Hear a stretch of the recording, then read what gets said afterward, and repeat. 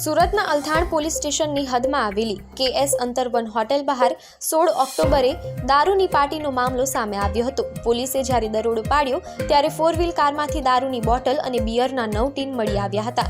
દરમિયાન બિઝનેસમેન સમીર શાહના પુત્ર જયમન શાહની કારમાંથી પણ દારૂ મળ્યો હતો।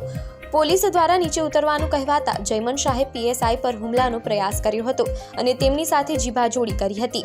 શરૂઆતમાં અલથાણ પોલીસે કડક કાર્યવાહીના બદલે માત્ર માફીનામું લખાવીને જયમન શાહને જવા દીધો હતો, જેને કારણે પોલીસની કામગીરી સામે મોટા સવાલ ઊભા થયા હતા। મીડિયામાં માથે માછલા ધોવાયા બાદ અલથાણ પોલીસને બ્રહ્મજ્ઞાન થયું અને તેમણે કાર્યવાહી હાથ ધરી હતી। પોલીસે પહેલા પિતા સમીર શાહ અને દારૂ આપનાર વ્રજ શાહની ધરપકડ કરી હતી, જેમને બાદમાં જામીન મળ્યા હતા। આખરે આજે અલથાણ પોલીસે જયમન શાહની ફરજમાં રૂકાવટ બદલ ધરપકડ કરી છે।